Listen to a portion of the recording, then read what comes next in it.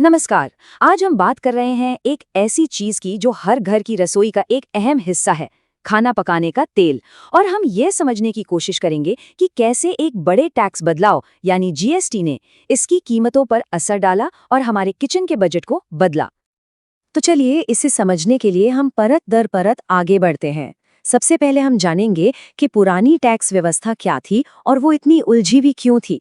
फिर देखेंगे कि जीएसटी ने आकर क्या बदला, इसका सीधा फायदा आम लोगों और व्यापारियों को कैसे मिला और आगे कीमतों का भविष्य कैसा दिख सकता है।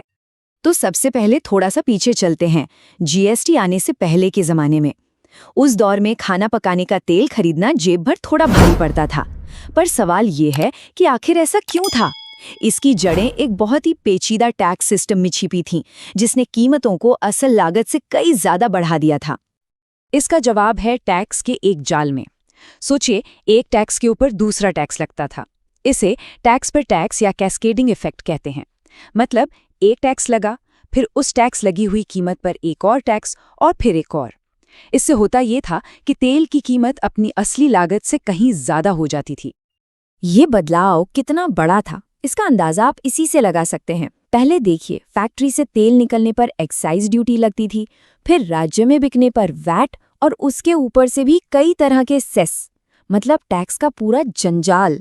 अब इन सब की जगह ले ली है सिर्फ एक टैक्स ने, जीएसटी। ये उलझन से निकलकर सीधे सीधे सरलता की ओर एक बहुत बड़ा कदम था। और इस पुरानी उलझी हुई व्यवस्था का असर हर किसी पर पड़ता था। आम लोगों के लिए तेल की कीमतें बहुत ज्यादा थीं। और इतना ही नहीं, एक ही तेल की बोतल आपको पंजाब में किसी और दाम पर मिलती थी तो तमिलनाडु में किसी और दाम पर। इससे बहुत कंफ्यूजन होता था और व्यापारियों के लिए भी पूरे देश में बिजनेस करना बहुत मुश्किल था। तो इसी सारी कंफ्यूजन और झंझट को खत्म करने के लिए भारत की टैक्स प्रणाली में एक ऐतिहासिक बदलाव आया। ये था वस्तु एवं सेवा कर यानी जीएसटी का दौर। इसे एक राष्ट्र एक कर के विचार के साथ लाया गया था, ताकि पूरे देश में एक जैसा बाजार बन सके। तो आखिर ये जीएसटी है क्या? सीधे और सरल शब्दों में कहें तो ये एक सिंगल टैक्स है। इसे बनाया ही इसलिए गया था कि वो जो हमने पहले इतने सारे अलग अलग टैक्स देखे ना, उन सबको हटाकर एक कर दिया जाए। मकसद था टैक्स सिस्टम को पारदर्शी और आसान बनाना। और नई व्यवस्था में हुआ ये कि खाना पकाने के तेल पर टैक्स को एकदम आसान कर दिया गया। ज्यादातर खाना पकाने के तेलों को सीधे 5% वाले जीएसटी स्लैब में डाल दिया गया, जो कि सबसे कम स्लैब्स में से एक है।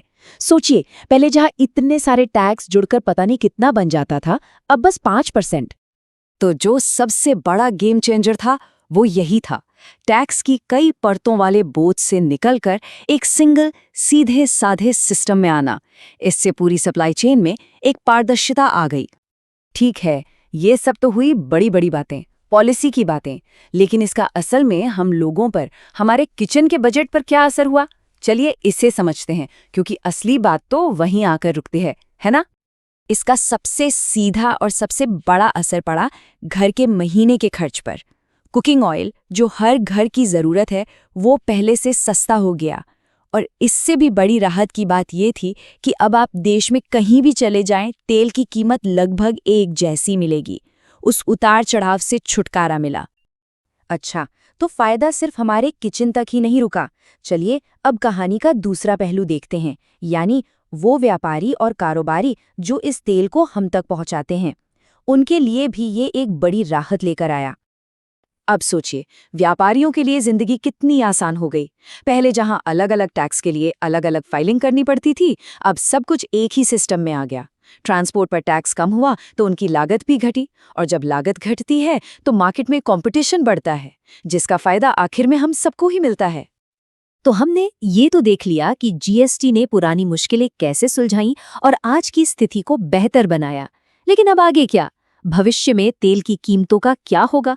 क्या ये ऐसे ही स्थिर रहेंगी या फिर से उनमें बड़ा उतार चढ़ाव देखने को मिलेगा? इस पर ज्यादातर एक्सपर्ट्स का यही मानना है कि इस नई टैक्स व्यवस्था की वजह से खाना पकाने के तेल की कीमतों में अब पहले जैसी उछल कूद कम देखने को मिलेगी। सिस्टम अब ज्यादा पारदर्शी है, तो कीमतें भी स्थिर रहने की उम्मीद है। हाँ, ये बात तो सही है कि दुनिया भर के बाजारों में कच्चे तेल के दाम का असर तो पड़ेगा ही। लेकिन जीएसटी की जो कम दर है ना, वो एक कुशन या एक शॉक एब्जॉर्बर की तरह काम करती है। मतलब अगर बाहर दाम बढ़ते भी हैं, तो उसका पूरा बोझ हम पर नहीं आता। और क्या पता भविष्य में सरकार अगर दरें और कम कर दे तो कीमतें और भी नीचे आ सकती हैं। तो चलिए पूरी बात को फटाफट समेट लेते हैं। समस्या क्या थी? बहुत सारे पुराने टैक्स जिससे तेल महंगा था और कीमतें हर जगह अलग अलग। समाधान क्या निकला? एक सिंगल टैक्स जीएसटी, जिसने सिस्टम को आसान बना दिया। और फायदा क्या हुआ? हम सबके लिए कम और स्थिर कीमतें, और व्यापारियों के लिए बिजनेस करना आसान। और ये पूरी कहानी हमें एक बहुत दिलचस्प सवाल पर लाकर छोड़ देती है। अगर टैक्स को सरल बनाने का ये फॉर्मूला कुकिंग ऑयल के लिए इतना सफल रहा, तो सोचिए क्या इसे हमारी रोजमर्रा की दूसरी जरूरी चीजों पर भी लागू किया जा सकता है? ये सोचने वाली बात है।